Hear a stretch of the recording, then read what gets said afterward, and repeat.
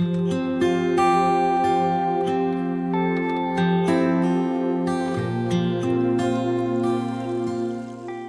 오늘 말씀 보시겠습니다. 오늘 은혜 받으실 기록된 하나님의 말씀은 사무엘상 30장 11절에서 20절까지 보겠습니다.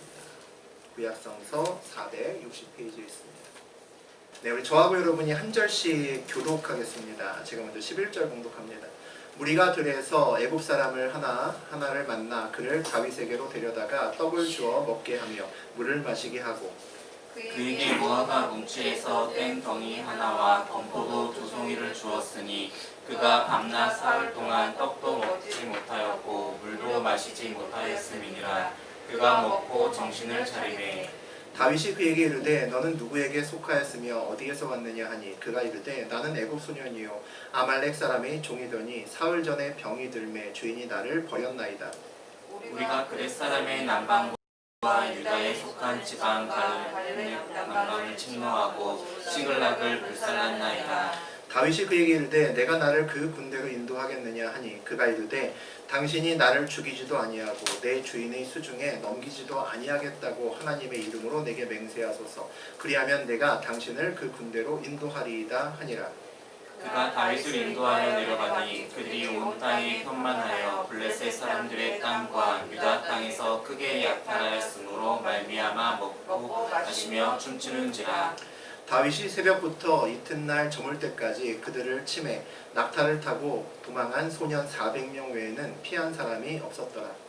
다윗이 아말렉 사람들이 빼앗아 갔던 것을 찾고 그의 2 아내를 구원하였고 그들이 약탈하였던 것 곧 무리의 자녀들이나 빼앗겼던 것은 크고 작은 것을 막론하고 아무것도 잃은 것이 없이 모두 다윗이 도로 찾아왔고 다윗이 또 양떼와 소떼를 다 되찾았더니 우리가 그 가축들을 앞에 몰라고 하며 이르되 이는 다윗의 전리품이라 하였더라. 하나님 말씀입니다. 아멘. 네, 우리 사무엘상 30장 11절에서 20절까지 함께 보셨습니다. 우리 그 내용 가지고 고난이 연단이 되면 삶이 바뀐다. 고난이 연단이 되면 삶이 바뀐다라는 제목으로 함께 나누겠습니다. 다윗과 그의 부하들이 블레셋의 아기스 왕과 더불어서 전쟁터에 나갔죠. 그 전쟁터는 동족 이스라엘과의 전쟁터였습니다. 그 동족과 하마터면 싸울 뻔했는데 주님의 은혜로 가까스로 피하고 그들의 원래 거처인 시글락으로 우리 다윗과 그의 600명의 부하들이 돌아옵니다. 그런데 시글락에서 그들이 아무도 생각지 못했던 상상치 못했던 엄청난 일이 그들을 기다리고 있었죠. 집을 비운 사이에 아말렉이 쳐들어왔습니다. 그래서 그들의 사랑하는 가족들, 아내들 모두 다 포로로 데려가고 그들의 가축들, 재산들도 모두 다 가져가고 집은 헐헐 불타고 있는 그런 장면을 봅니다. 다윗의 부하들은 그 망연자실하고 이 모든 것이 다윗 때문이라고 그렇게 생각을 합니다. 그래서 돌을 들어서 다윗을 죽이려고 하죠. 이 한치 앞을 모르는 아버지 이런 한치 앞을 모르는 그 세상길이 우리의 인생길일 수 있겠다라는 생각이 듭니다. 산 하나를 넘고 나면 이제 평야가 있겠지라고 생각했는데 산 하나 넘고 나면 더 큰 산 하나 또 있네. 막 이런 느낌이 드는 것이 사실은 우리의 인생길입니다. 이스라엘과의 싸움만 해결하면 이제 좀 다리 뻗고 좀 편안하게 쉴 수 있겠다 싶었는데 또 다른 큰 문제가 눈앞에 있는 다윗을 보옵니다. 우리의 삶에서도 많은 일들이 우리가 전혀 예상하지 못했던 시간에 또 준비하지도 않았던 때에 갑자기 몰려 들어와서 우리를 당황케 하고 우리를 주저하게 하고 굉장히 많이 힘들게들 합니다. 고난과 어려움이 늘 갑자기 오는 거죠. 우리가 기도해야 되는 이유가 여기 있는 것 같습니다. 내가 해결할 수 없고 내가 준비할 수 없기 때문이죠. 내 눈이 아니라 주님의 눈으로 봐야 이 문제를 해결할 수 있기 때문입니다. 위기의 순간에서도 우리 지난 시간에 다윗은 하나님을 붙들고 기도하고 이 위기를 해결하려고 노력합니다. 하나님께서 빼앗긴 것을 회복하리라 라는 말씀을 주셨습니다. 하나님의 약속을 붙들고 다윗이 600명의 부하들과 가자 그러죠. 우리 가서 아말렉을 추격하자. 하나님이 도우신다고 했어. 그러고 이제 끌고 갑니다. 그런데 그럼에도 불구하고 부솔 시내까지 가니까 한 200명이 때려 죽여도 못 간다라고 합니다. 우린 죽어도 못 간다고. 그래서 200명을 내버려 두고 안 그래도 나머지도 지쳤겠지만 400명만을 데리고 아말렉을 쫓습니다. 아마 나머지 400명들도 의기소침할 겁니다. 600명이 다가도 쉽지 않은 전쟁인데, 자기네들이 안 되는 전쟁인데 200명은 낙오돼서 못 가겠다고 하고, 자기네들도 몸이 지금 불편한 상태에서 400명만 데리고 야 이거 아말렉 이길 수 있겠어? 라는 생각이 누구도 다 똑같은 생각을 아마 할 겁니다. 불안이 엄습하고 있는 때죠. 우리 11절과 12절 읽습니다. 무리가 그래서 애굽 사람 하나를 만나 그를 다윗에게로 데려다가 떡을 주어 먹게 하며 물을 마시게 하고 그에게 무화과 뭉치에서 뗀 덩이 하나와 건포도 2송이를 주었으니 그가 밤낮 사흘 동안 떡도 먹지 못하였고 물도 마시지 못하였음이니라. 그가 먹고 정신을 차리매 힘겹게 지친 몸을 이끌고 400명의 부하들과 함께 아말렉을 쫓고 있던 그 사람들이 사흘 밤낮을 물도 못 먹고 그리고 떡도 마시지 못한 그 한 소년을 만나게 됩니다. 그 소년에게 그들이 떡도 주고 물도 주었다라고 되어 있습니다. 그리고 그것으로 끝나지 않고 아주 당보충도 확실하게 해줍니다. 아주 달달한 무화과 열매와 덩이와 그 다음에 건포도 2송이까지 주죠. 아주 달콤한 디저트까지 주면서 힘을 달랩니다. 이 무화과 열매나 건포도와 같은 것들은 당시 군사들의 비상식량이었던 것 같습니다. 우리가 이제 험한 산을 올라가거나 또는 좀 험지를 여행하는 사람들이 비상식량으로 보통 초콜릿이나 사탕이나 뭐 이런 것들을 꼭 한 움큼 가지고 가죠. 만약에 위급한 순간이 돼서 떨어지거나 남들과 분리되거나 혼자 낙오되게 되면 이런 것들이 자기의 생명을 살릴 수 있기 때문입니다. 눈을 환하게 만들고 기력을 찾을 수 있게 만들어주죠. 무화과와 건포도까지 다 먹어치운 애굽 소년이 정신을 차렸다라고 되어 있습니다. 작은 사건이지만 다윗 공동체의 자세를 우리가 볼 수 있는 것 같습니다. 고난당한 이 어린 소년을 지나치지 못하고 떡도 주고 물도 줍니다.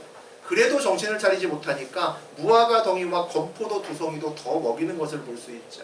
애굽 소년이 디저트까지 다 먹고 정신을 차릴 때까지 먹이고 돌보면서 아무것도 묻지 않고 그냥 기다리는 다윗과 그 일행들을 봅니다. 사실 다윗과 400명의 부하들은 지금 지쳐 있죠. 더군다나 초조합니다. 마음의 여유가 있을 리가 없죠. 자기의 가족들이 지금 전부 아말렉들에게 붙잡혀가고 그들의 생사도 알지 못하고 쫓아가는 이 상태에서 여유가 있다면 그게 이상한 일일 겁니다. 이 소년 때문에 사실 지체할 수 있는 마음의 여력도 없고 물리적인 시간도 없죠. 그럼에도 불구하고 이 소년을 달래주고 보살펴주는 것을 볼 수 있습니다. 아마 자기네들도 급하지만 병들고 굶어서 죽어가는 이 소년을 그냥 지나칠 수 없었기 때문에 아마 이렇게 했을 겁니다.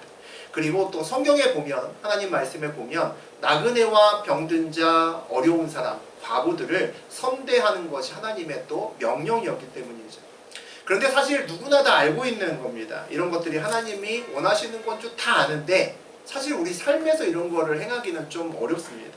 왜냐하면 우리의 삶이 너무 바쁘고 할 일도 너무 많고 그에 비해서 항상 시간은 적다라고 누구나 생각하기 때문이죠. 선교하고 전도해야 되는 것도 알고 기도해야 되는 것들도 모르는 사람은 없습니다. 그리스도인이면 다 알죠. 그런데 많은 사람들이 시간이 없어서 바빠서 그렇게까지는 못하겠다라고 이야기를 합니다. 믿음은 작은 순종에서 보통 시작을 합니다. 기도와 선교, 전도의 길을 힘들지만 발걸음을 떼는 것으로부터 우리의 믿음의 길은 시작합니다. 기도와 선교와 전도하지 않는 하나님의 사람은 들어본 적도 없고 성경에 어느 누구도 그런 인물이 나오지 않습니다. 그래서 이런 것들이 가장 기본이 되는 것들이, 이 작은 것들이 우리의 삶의 시작점이 되어야 되는 그런 이유가 됩니다. 우리 13절과 14절 보겠습니다.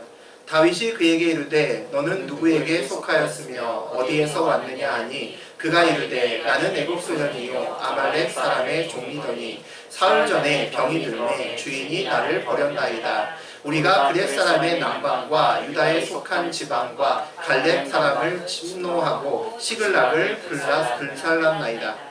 다윗이 이제 기운을 차린 그 소년에게 묻습니다. 너 소속이 어디고 사는 곳이 어디야? 이제 호구조사 시작합니다. 소년이 대답하죠. 나는 애굽 소년이고 아말렉의 사실 종입니다. 라고 이야기를 합니다. 그런데 병이 들어서 사흘 전에 아말렉 주인에게 버림받았습니다. 라고 이야기를 합니다. 당시의 노예는 사람이 아니죠. 그냥 물건 취급을 받습니다. 우리가 물건을 쓰다가 망가지면 접시가 좋아도 이가 빠지면 버리듯이 문제가 생기면 에이 필요 없네 그러면 버려지는 겁니다. 병든 노예로서 버려진 우리 한 소년을 보고 있습니다. 우리가 그렛 사람의 남방과 유다에 속한 지방과 갈렙 남방을 침노하고 시글락을 불살랐나이다 라고 그렇게 또 추가적으로 대답을 합니다. 아말렉이 최근에 그렛 사람 남방, 유다 갈렙 남방 그리고 시글락을 차례로 노략질했다 라고 이렇게 이야기를 하는 겁니다.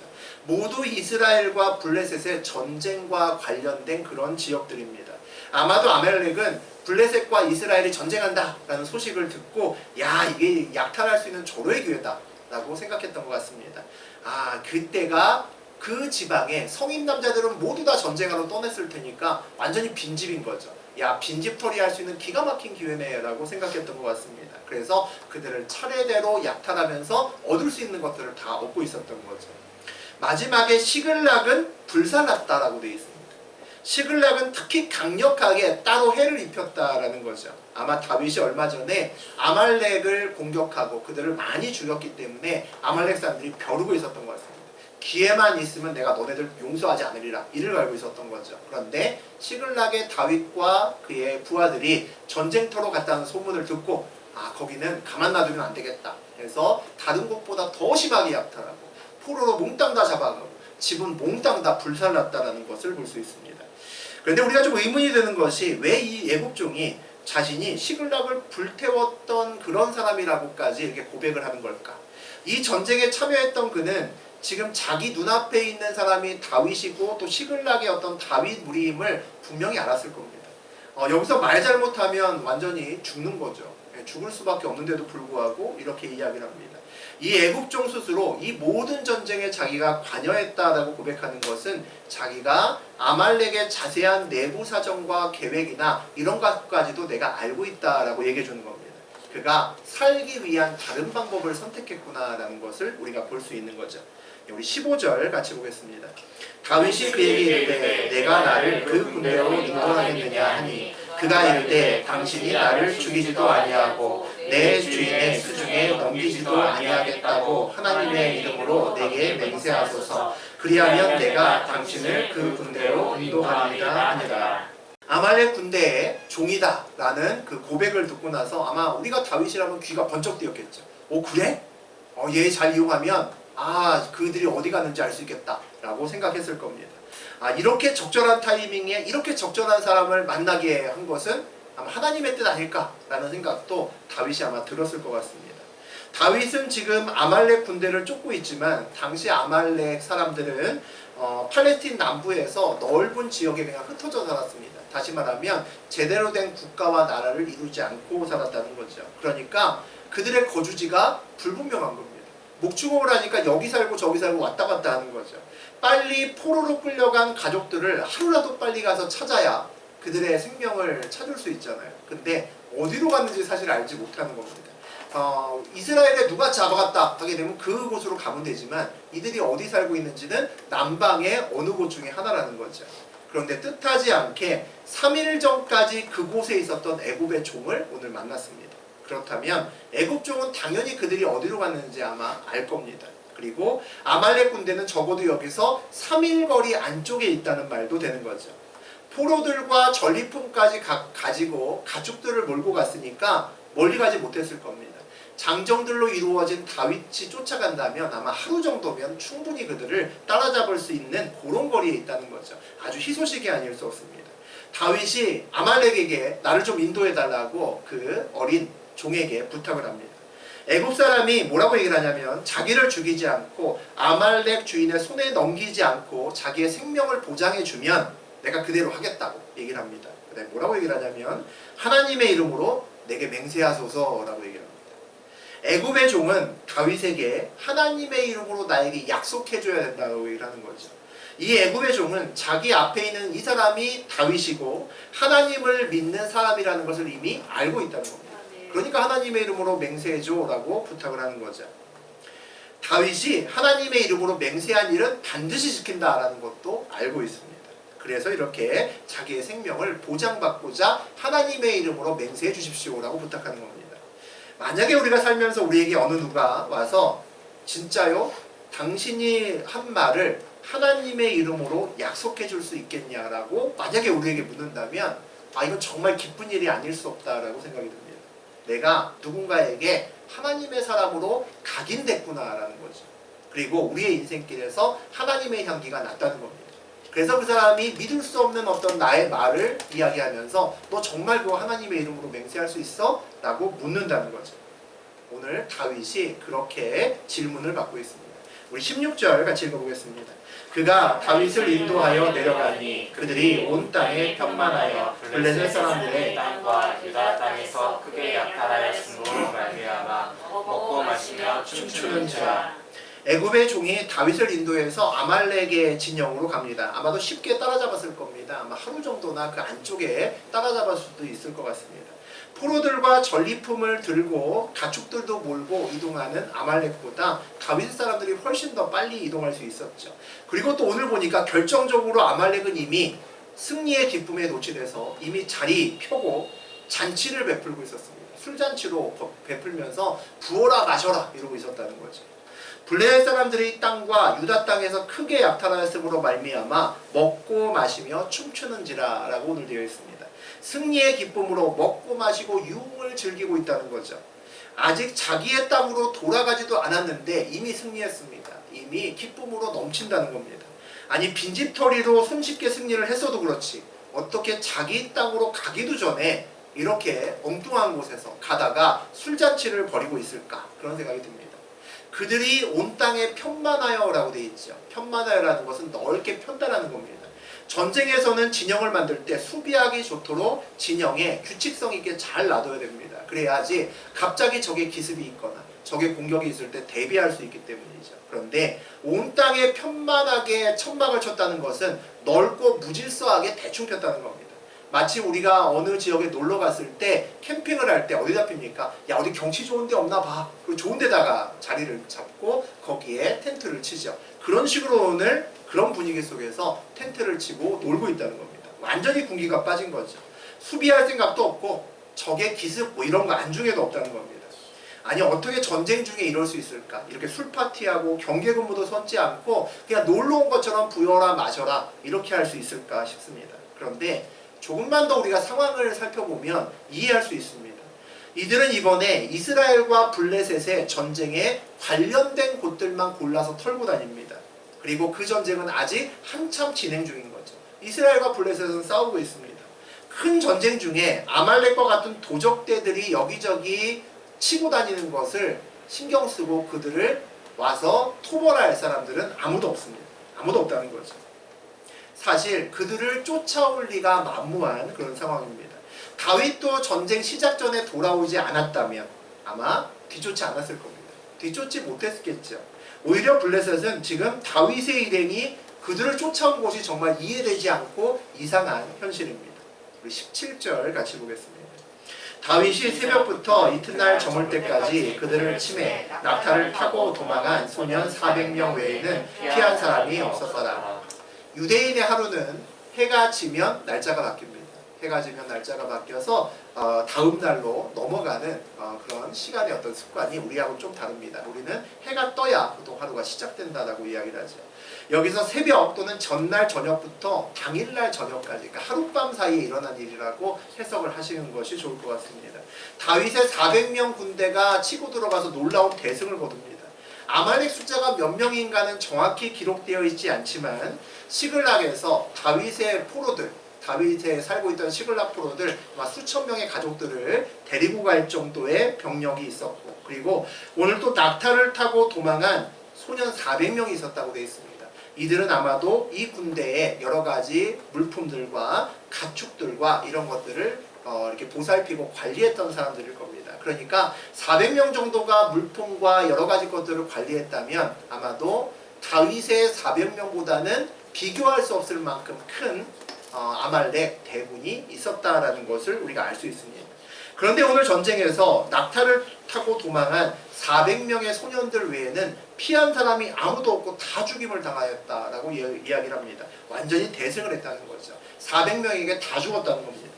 아마도 대부분 술에 취해서 정신이 없었기 때문에 그랬을 것이고, 그리고 긴장을 놓고 있다가 갑작스러운 기습을 밤에 당했기 때문에 어떻게 손을 쓸 수 없이 다 그렇게 되었을 겁니다.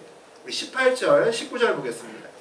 다윗이 아말렉 사람들이 빼앗아갔던 모든 것을 도로 찾고 그의 두 아내를 구원하였고, 그들이 나타나였던 것 곧 무리의 자녀들이나 빼앗겼던 것은 크고 작은 것을 막론하고 아무것도 잃은 것이 없이 모두 다윗이 도로 찾아왔고. 전쟁은 승리했습니다. 가족들도 다시 찾고 빼앗겼던 재산도 회복하였다라고 오늘 기록을 합니다. 아말렉 사람들이 빼앗아갔던 모든 것을 도로 찾고라고 돼 있죠. 모든 것을 도로 찾았다는 것은 이제 온전하게 회복되었다라는 말이죠. 그리고 이 온전한 회복을 여러 번 반복해서 이야기를 합니다. 강조하지. 그의 두 아내도 구원을 받았고 무리의 자녀들도 구원을 받았고 빼앗겼던 것은 크고 작은 것을 막론하고 아무것도 잃은 것 없이 모두 다윗이 도로 찾아왔다 라고 그렇게 이야기를 합니다.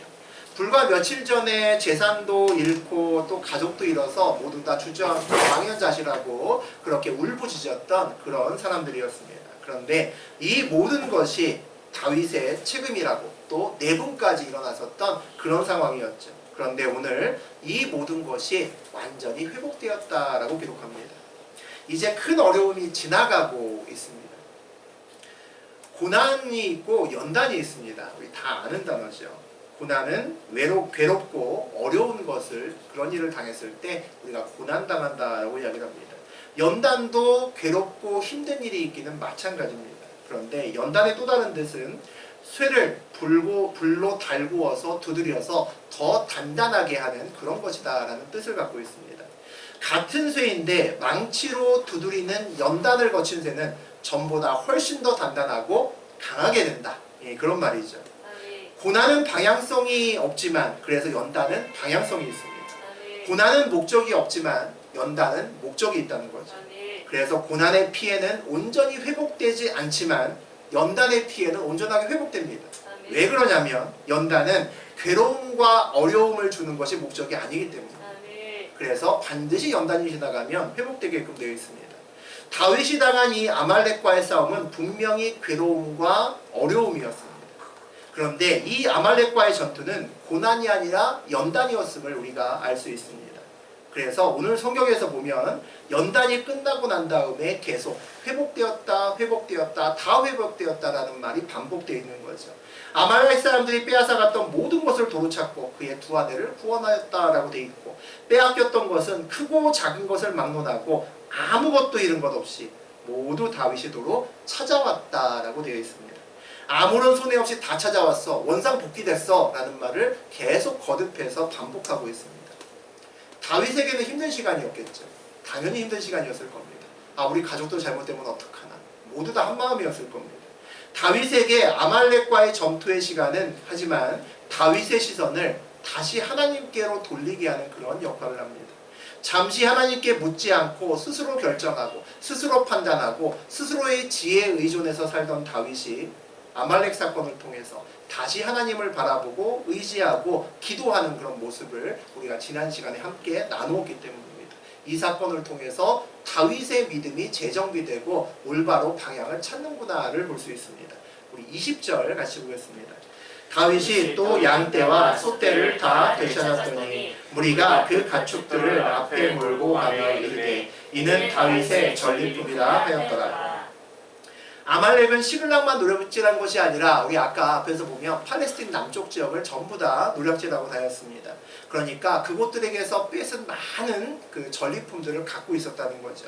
이제 아말렉을 이겼던 우리 다윗과 그의 일행들은 아말렉이 노략질했던 것까지 모두 다 자기 것이 됐습니다. 그러니까 훨씬 더 많은 재산이 늘었다는 거죠.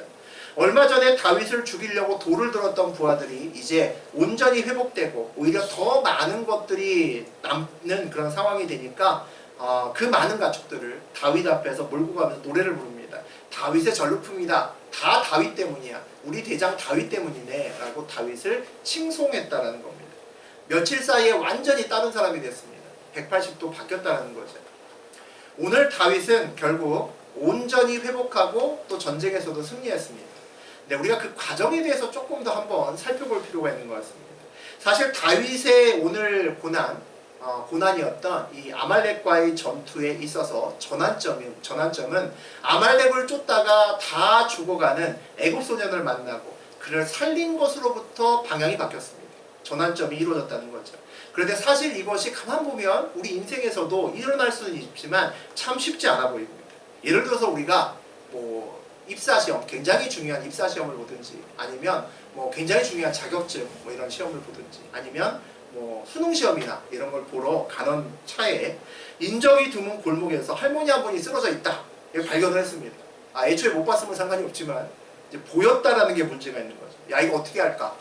누구나 고민할 겁니다. 못 본 척하고 갈까? 나 못 봤어 하고 갈까? 이런 생각도 한편으로는 또 들 수 있겠죠. 내가 바쁘지만 119에 전화 한 통은 하면서 갈까? 라는 생각도 할 겁니다. 또 다른 편으로는 사람 생명이 걸린 거니까 119 전화하고 내가 도울 수 있는 거 다 도와야 되지 않을까? 라고 생각할 수도 있겠죠. 그런데 그렇게 하면 오늘 시험 못 보는데 라는 생각, 그렇게 하면 내가 엄청난 손해를 보는데 라는 생각을 안 할 수 없습니다. 어떤 선택을 하는 것이 옳을까? 머릿속에 굉장한 복잡한 생각들이 들겠죠. 도울까 말까, 할까 말까, 전화를 할까 말까 고민할 겁니다. 119 전화하면 분명히 어디 있냐고 자세한 위치 물어보고 상태 물어보고 어떻게 조치해야 된다라고 얘기하고 할 텐데 전화하면 아예 붙잡히지 않을까? 라고 고민할 수도 있을 것 같습니다. 우리는 이런 순간에 보통 손해가 눈앞에 보이는 순간에 잘 기도하지 않습니다. 주저합니다. 왜? 기도하면 답이 뻔하게 나올 것 같기 때문입니다.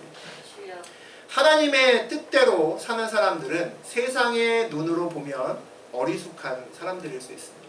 손해를 볼 수밖에 없는 그런 사람일 수 있다는 거죠. 손해는 죽어도 안 봐야 된다라고 애쓰는 그런 세상에서 많은 사람들이 최우선순위를 자기의 이익에 두고 살아갑니다. 우리는 그런 사람들과 세상에서 함께 살아가고 있습니다. 그러면서 하나님을 믿는 자의 삶을, 우리 삶을 보면 때로는 좀 바보같이 사네라는 생각이 들 수 있다는 거죠. 우리의 이익이 우리는 최우선이 아니기 때문입니다. 하나님의 뜻을 굳이 물으면서 내 인생을 사는 어떻게 보면 좀 이상한 사람들이 우리이기 때문이죠. 그러면 하나님 믿는 사람은 맨날 손해만 보고 어려움만 당하고 지질이 궁상을 떨다가 죽으면 그래도 천국 가겠지라는 마음으로 살아가야 되는 걸까? 그건 아니라는 거죠. 저는 결코 그건 아니라고 생각합니다. 하나님을 믿는 사람은 하나님이 반드시 도우십니다. 그래서 그걸 믿고 살아가는 것이 또 우리라는 생각이 듭니다. 그러면 하나님이 어떻게 그의 길을 순종하면서 가는 좀 바보 같은 사람들을 어떻게 도우실까? 이게 이제 문제라는 거죠. 어떻게 도우실까? 만약에 우리가 이제 부모들입니다. 여기 있는 사람 나이와 상관없이 다 부모들이고 이제 우리 아들, 딸이 있어요. 보물찾기 놀이를 하는데 보물을 숨기는데 우리 자녀들에게 이왕이면 좀 더 좋은 보물, 우리 자녀들에게 이왕이면 좀 더 많은 보물을 찾게 해주고 싶은 것이 이제 부모 마음이죠. 다른 아이들은 잘 모르고 내 아들과 내 딸만 아는 곳에 보물을 숨겨야 우리 아들, 딸들이 그 보물을 가져갈 겁니다. 그리고 그 보물이 어디 있는지 전날에 아이들에게 미리 알려줘야겠죠. 야, 너 어디 가서 어디 가면 어떤 나무가 있는데 내 거기다가 어떤 표식을 해놨어. 그거 파보면 그 안에 보물이 있어. 이렇게 알려줘야겠죠. 마찬가지로 저는 하나님께서 그의 백성들을 위해서 하나님의 선물을 세상 사람들이 찾기 어려운 곳에다가 숨겨놓으신다고 저는 생각합니다. 우리에게는 하나님의 보물지도가 있습니다. 뭐겠습니까? 성경입니다. 성경이 하나님의 보물지도입니다. 하나님의 보물이 있는 곳이 성경에 쓰여져 있습니다. 우리 모두가 다 보고 읽을 수 있습니다. 그런데 그 보물을 찾는 사람은 생각보다 많지 않습니다. 왜냐하면 믿음이 있는 사람만 그 보물을 발견할 수 있기 때문입니다. 왜냐하면 말씀에 순종해서 믿음으로 걸어야 그 길에서 하나님의 보물을 발견할 수 있기 때문이죠. 그래서 많은 사람들이 보물지도는 갖고 있지만 보물지도를 가지고 그 보물을 찾으러 가는 사람들은 없다는 겁니다. 그래서 삶으로 순종하는 하나님의 자녀만 감추어둔 보물을 얻습니다. 하나님은 자기중심적이고 자기의 이익을 최우선으로 하는 사람들은 절대로 가지 않는 길의 곳곳에 자신의 백성들을 위한, 자기의 아들, 딸들을 위한 선물을 놔두신다고 저는 생각합니다. 오늘 다윗에게 애굽 소년, 아말렉 정도 저는 그런 선물 아니었을까 싶습니다. 주인에게 버림받을 정도의 병을 갖고 있잖아요. 노예였습니다. 아마 척 봐도 쟤 아프네 라고 느낄 수 있을 겁니다. 척 봐도 어우 쟤 심각하네 라고 생각될 겁니다. 그러지 않으면 버리지 않죠. 그러지 않으면 일을 시킬 수 있으니까. 일을 할 수 없는 그런 상황의 모습이었다는 겁니다. 더군다나 누가 봐도 어우 쟤 심각한데 라는 병을 갖고 있는 사람이 3일 동안을 무려 물도 못 먹고 아무것도 못 먹었습니다. 떡도 못 먹었습니다. 노숙자 저리 가라겠죠. 아마도 반시체 수준일 겁니다. 애지간한 사람이면 근처에도 가지 않을 겁니다. 야 가지마 병을 마 라고 얘기하겠죠. 야 어차피 도와줘도 죽을 것 같아 그냥 내버려둬. 대부분의 사람들은 아마 그렇게 이야기할 겁니다. 보통은 그 병들고 죽어가는 그 소년을 그냥 지나치거나 아니면 좀 마음이 좋은 사람이라면 물과 빵 정도 던져주고 그냥 갈 겁니다. 그런데 오늘 다윗은 그 바쁜 와중에 자기의 가족들을 살리는 그 와중에 그 소년을 당까지 보충해주면서 디저트까지 먹이면서 회복을 기다려줍니다. 돌봐줬다는 거죠. 그런데 놀랍게도 이 병들고 고난당해서 다 죽게 된 이 애굽 소년이 다윗의 풀리지 않는 문제를 풀 수 있는 열쇠 역할을 했다는 것이 오늘의 굉장히 중요한 우리가 주목해야 될 점입니다. 우리 동화에 보면 가끔 그런 장면 나오잖아요. 거지로 변장한 천사들이 있습니다. 그를 환대하고 잘 대해주었더니 어느 날 큰 선물을 주고 사라져버리는 그런 천사들이 있습니다. 우리 삶에서 그런 걸 한번 기대해보고 사는 사람들이 있을지 모르겠습니다. 내가 누군가를 도와줬는데 알고 보니까 대기업 회장님이래. 뭐 이런 소설들이 가끔 있잖아요. 어찌 보면 저하고 여러분의 어떤 문제들은 거지로 변장한 천사를 만나야 해결되는 그런 문제를 가질 수도 있겠다. 그런 해결되는 그런 문제를 가진 사람들도 있겠다라는 생각이 듭니다. 해결할 수 없는 문제의 열쇠는 늘 세상이 아니라 하나님의 시선이 머무는 곳에 그 열쇠가 있습니다. 그게 비밀이죠. 우리가 그 열쇠를 얻기 위해서 해야 되는 건 뭘까요? 우리의 상황에 묶이지 않고 하나님께 묶여야 되는 거죠. 상황에 쫓기는 것이 아니라 하나님께 이끌림을 받아야 그 열쇠를 볼 수 있습니다. 그런데 그런 생각이 듭니다. 정말 우리가 어려운 순간에 힘든 순간을 보내면서 진짜 내 도움이 필요한 한 소년이 우리 앞에 있다면, 어떤 다른 문제가 있다면 내가 그 앞에 진짜 멈춰 설 수 있을까? 이거 쉽지 않은 것 같습니다.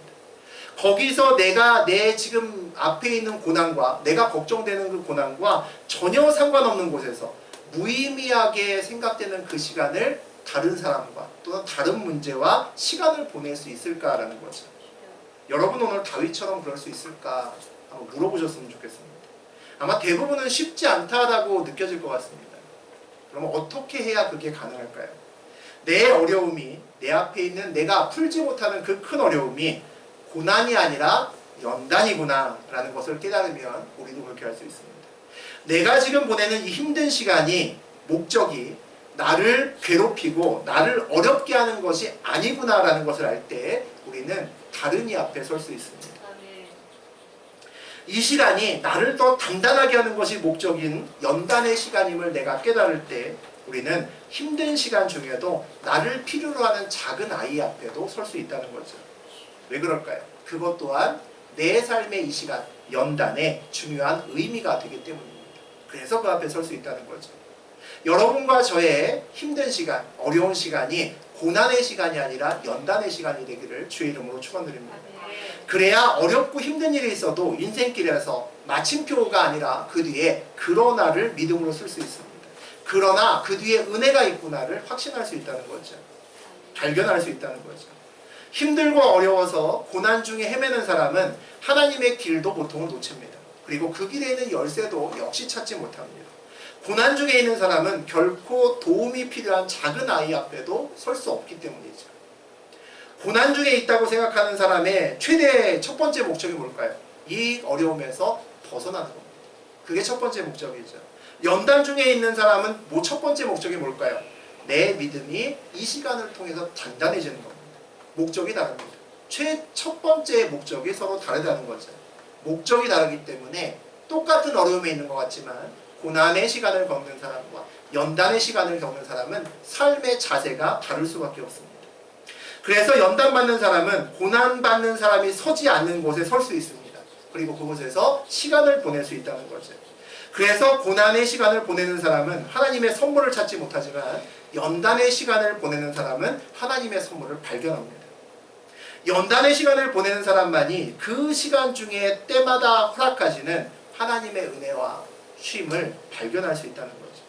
고난의 길에는 없지만 연단의 길에는 하나님의 은혜가 늘 함께 놓여있기 때문입니다. 그리고 그 놓여져 있는, 연단의 길에 놓여져 있는 그 어느 선물 하나에는 이 시간을 넘길 수 있는 열쇠가 들어있습니다. 그것도 역시 발견하게 될 겁니다. 내가 고난의 길을 걷고 있나 아니면 연단의 길을 걷고 있나를 알 수 있는 한 가지 방법이 있습니다. 힘들고 어렵게 느껴지는 이 순간 속에서 나의 도움이 필요한 작은 일에 멈추어서 내 시간을 사용할 수 있느냐입니다. 스스로 질문하고 돌아보시면 아마 알 겁니다. 내가 작은 아이 앞에도 설 수 있다는 것은, 그곳에서 내가 나의 시간을 보낼 수 있다는 것은, 다윗처럼 급박한 상황에서도, 힘든 상황에서도 하나님의 눈으로 내가 이 상황을 볼 수 있다는 겁니다. 그것을 증명하는 거죠. 하나님으로 말미암아 내가 하나님으로 말미암아 힘있고 용기를 얻는 그런 삶을 살고 있다는 겁니다. 우리의 삶이 그렇게 바뀌어야 저하고 여러분의 연단이 끝납니다. 그런 눈이 있어야 하나님이 놓아두신 열쇠를 우리가 온전히 찾을 수 있기 때문입니다. 오늘 마지막 읽은 20절에 마지막은 뭐라고 되어 있냐면, 다윗의 백성들이 다윗의 전리품을 노래 부르며 그 전리품을 가지고 집으로 돌아갑니다. 오늘 연단과 그 열쇠의 의미가 무엇인지 정말 아신다면 오늘 우리도 다윗의 전리품을 가지고 집으로 돌아가는 기쁜 마음으로 돌아가실 수 있을 겁니다. 그 전리품으로 우리 앞에 연단을 풀어낼 수 있는 저하고 여러분이 되시기를 주의 이름으로 축원드립니다.